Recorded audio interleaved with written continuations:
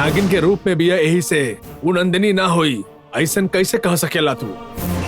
हम समझ गए नहीं बिच्छू, नंदिनी हमनी तक पहुंच गई बिया, हम समझ गए बानी, पर ओकरा से बचल कैसे जाओ यह समझ में नहीं क्या आवत। जब पार्वती रहे तब हमनी के साथ स्वामी जी रहले, पर अब वो नहीं खान। स्वामी जी ना बाड़े तक का भइल? भैरवी तब भी अनु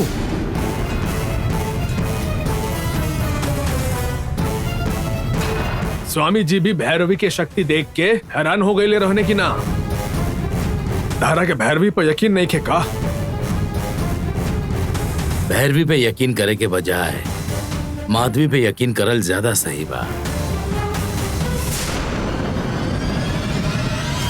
ओम नमः शिवाय। शिवरात्रि के बाद हम शिवगण बन के बाहर आए, ओकरा बाद नंदिनी ही ना पूरा नागवंश के सर्वनाश कर दे।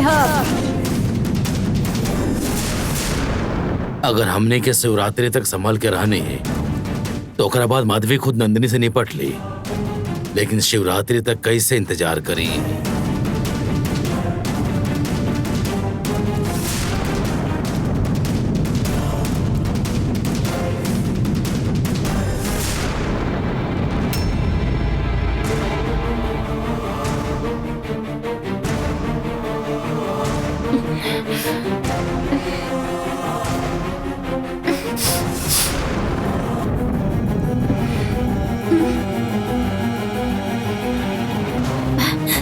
कैसन महक आ रहल बा?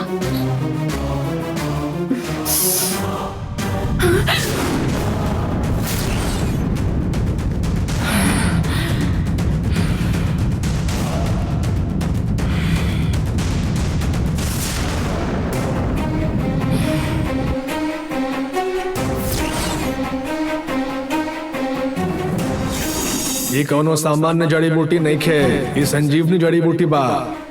ये देखा, ये जड़ी बूटी के गंध सांप के पसंद ना आवेला। संजीवनी बूटी की महक नागिन के बर्दाश्त ना होखेला। आदिवासी की बात पर ही राजशेखर एकरा के यहाँ लाई होगी। एकरा के अब घर से बाहर कैसे निकालब?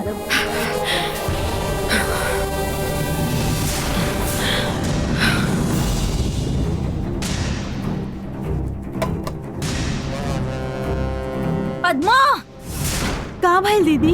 ई काहे चिल्लाती आप? ये पौधा के लाके रख ले बा? पता ना दीदी, संजीवनी के महक एकरा से बर्दाश्त नहीं किए होते, इहे से चिल्लाता। अब फंस गई। पता नहीं के का मतलब? बे मतलब कोनो भी पौधा घर में रख ले बा और तू देखत रहबू का? गंगा कहाँ चिल्ला रहा है? दरअसल पद्मा काम में लापरवाही करत रहनी, ऐसे एक के समझावत रहनी। तू तो ऐसे चिल्लैलू, हमके लागल कहीं वो नागिन वापस तो ना आ गई यही जा। अरे बेवकूफ, वो नागिन के आयल तो बहुत दिन हो चुकल बा, अभी तक ना पहचान पाइला तू लोग। छे, अब ये कौन सा नया पौधा?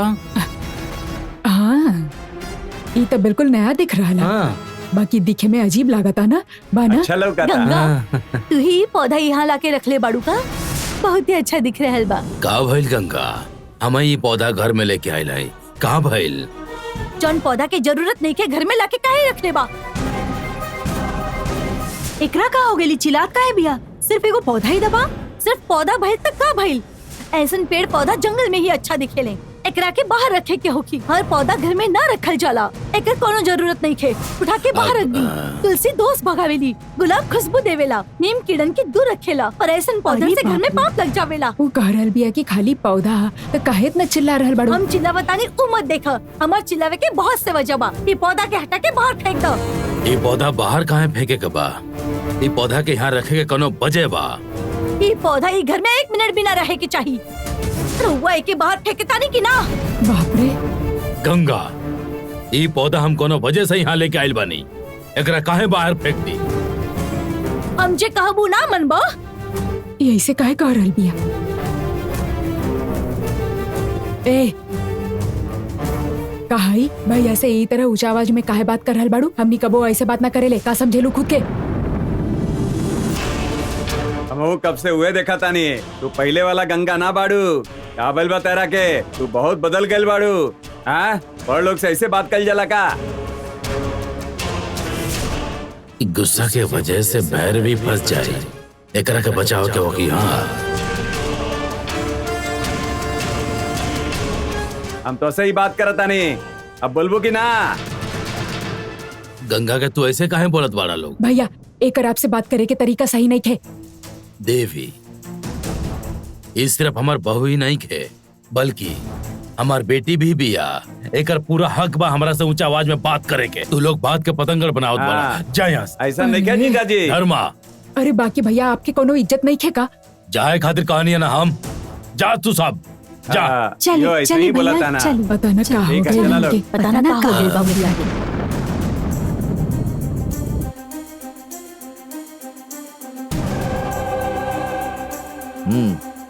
भैरवी, हम पे चिल्ला के अबे फंस जाती तू।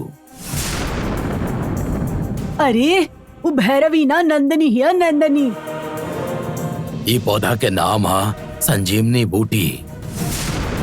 नागिन के पसंद ना होके लाई, नागिन के पसंद नहीं बल्कि नंदिनी के भी पसंद ना आई।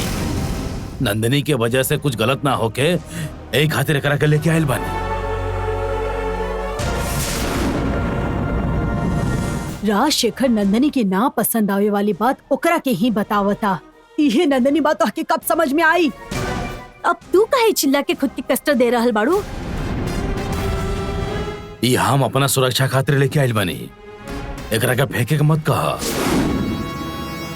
ई घर में होखी त नागिन ना आई ऐसा आदिवासी लोग कहले रहनी, लेकिन ये बूटी साधारण सांप पर ही असरदार बा। नंदिनी शक्ति नागिन बिया। सिर्फ इतना ही ना, उन नागिन कन्या के अवतार लेहले वाली, ओकरा पर हर जड़ी बूटी बेअसर हो जाई। का कहत बाड़ू भैरवी? हमके नंदिनी के बारे में पता बा, ऐसे बोलत बानी। ओकरा के काबू में लावे के खातिर ऐसन पौधा घर में रखबा तर घर वालन के तोहरा पर शक हो जाई। ऐसे अपन भलाई खातिर के बाहर फेंक दो। ना राजशेखर, एक कैसे भी करके घर में ही रायदा। हमार बात माना पार्टनर। हमके नंदिनी के बारे में पता बा, यही से बोलत बानी। ओके काबू में लावे के खातिर ऐसन पौधा घर में रखबा तर घर वालन के तोहरा पर शक हो जाई। ऐसे अपन भलाई खातिर के बाहर फेंक दो। ना राजशेखर, एक कैसे भी करके घर में ही रायदा। हमार बात माना पार्टनर।